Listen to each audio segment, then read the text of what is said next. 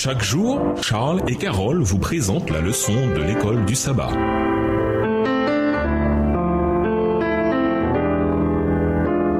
Bienvenue dans votre émission. Dieu nous parle. Nous voilà à la leçon de lundi. Dieu est lent à la colère. Dieu se met en colère contre le mal parce qu'il est amour. Dieu est tellement plein de compassion et de grâce qu'un prophète biblique lui a même reproché d'être trop miséricordieux. Lisons attentivement l'histoire de Jonas et examinons sa réaction quand Dieu a pardonné aux Ninivites. Dans Jonas 4, les versets 1 à 4. Que nous indique ce passage sur Jonas et que nous indique-t-il sur Dieu? Lisons également Matthieu 10, verset 8.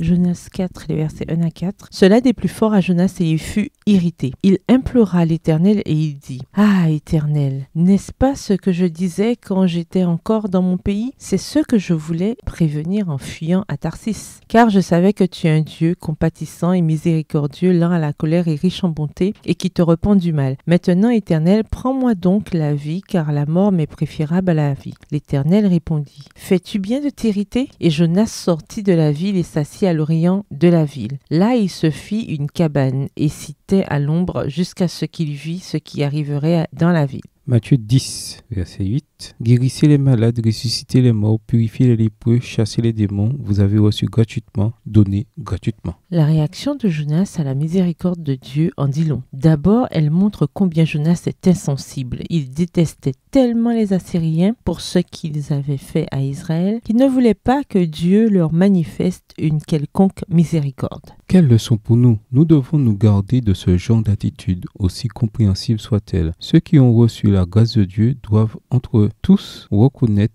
combien la grâce est imméritée et être disposés à la communiquer à d'autres. Deuxièmement, la réaction de Jonas montre combien la compassion et la grâce de Dieu sont au cœur de son caractère. Jonas connaissait bien la miséricorde de Dieu et comme Dieu est un Dieu de grâce et de compassion, lent à la colère et riche en bonté, Jonas 4, le verset 2, dans la version second 21, Jonas savait que le Seigneur renoncerait à exécuter ses jugements contre Ninive. Dieu traite avec justice et miséricorde tous les peuples et toutes les nations. En hébreu, l'expression traduite par lent à la colère signifie littéralement long de nez. En hébreu, la colère était métaphoriquement associée au nez et la longueur du nez représentait le temps qu'il fallait à quelqu'un pour se mettre en colère. Les références à Dieu étaient long de nez, traduisent ainsi le fait que Dieu est lent à la colère et d'une patience à toute épreuve. Il ne faut pas beaucoup de temps aux humains pour se mettre en colère, mais de son côté, Dieu est très patient et il accorde sa grâce librement et abondamment sans pour autant excuser le péché ou fermer les yeux sur l'injustice. Dieu lui-même fait l'expiation pour le péché et le mal par le biais de la croix, de sorte qu'il est juste et qu'il justifie aussi ceux qui croient en lui. Romains 3, les versets 25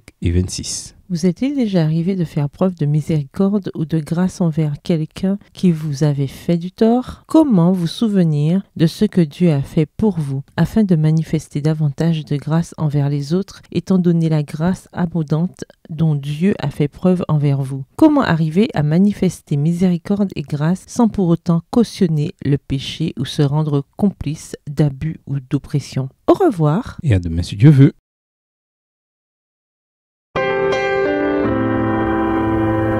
Dieu nous parle. Chaque jour, Charles et Carole vous présentent la leçon de l'école du sabbat.